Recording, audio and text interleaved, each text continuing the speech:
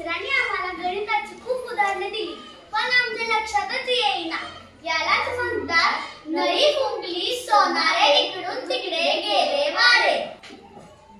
बघ ना, शरू माझ्यापेक्षा किती छोटे आहे, पण ती मला सारखं सूचना देत असते.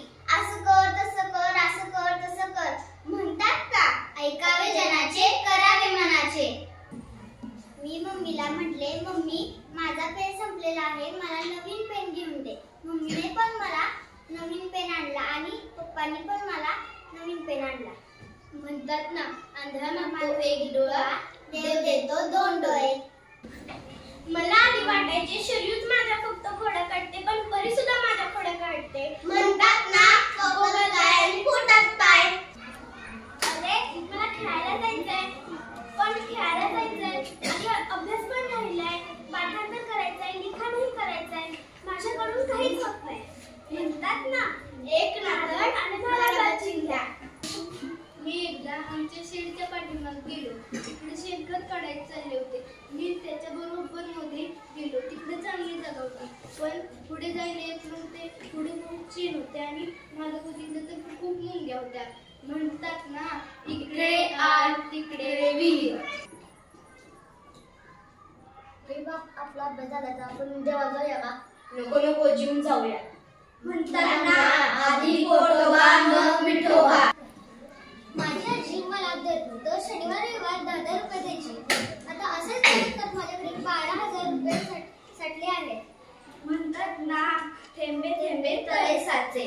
अगं अनुष्का, तुला किती हाका मारल्या, तू ओ काय नाही दिल्यास. चल आपण अभ्यास करूया. नाही, मी रात्री सोबत अभ्यास करणार आहे, तुझ्या सोबत नाही.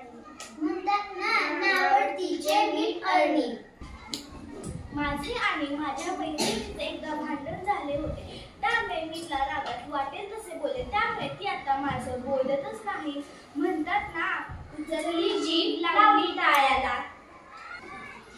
यशवंत, मी तुझं नाव सांगणार आहे तुझ्या, कारण तू माझ्यासोबत खूप भांडतो. सांग सांग. तर नाही, त्याला डर कशाला. त्या दिवशी रुद्राने पेन आणला होता आणि मी चिंध्या. मी रुद्राला म्हणालो, तू मला तो पेन देतोस का? रुद्र म्हणाला नाही. मग मी त्याला चिंचा दिल्या आणि त्याने मला पेन. म्हणतात ना, आवळा देऊन कोहळा काढणे. मी हर्षवर्धनला गणित सोडवताना खूप मदत केली, पण तो आता माझ्याशी बोलतच नाही. म्हणतात ना, गरज सरो वैद्य मरो.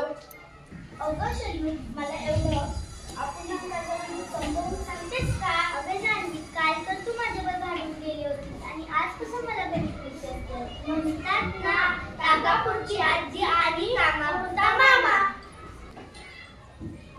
आमच्या शेजारच्या काकूंनी मोठा टीव्ही घेतला होता.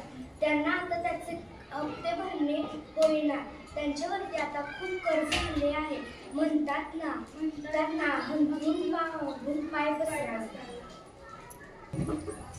माझा हरवलेला कंपास मी घरभर शोधला आणि भेटला शेवटी माझ्या बॅगेत. म्हणतात ना, काकेत कळसा गावाला वळसा. श्रेया मला खूप आवडते.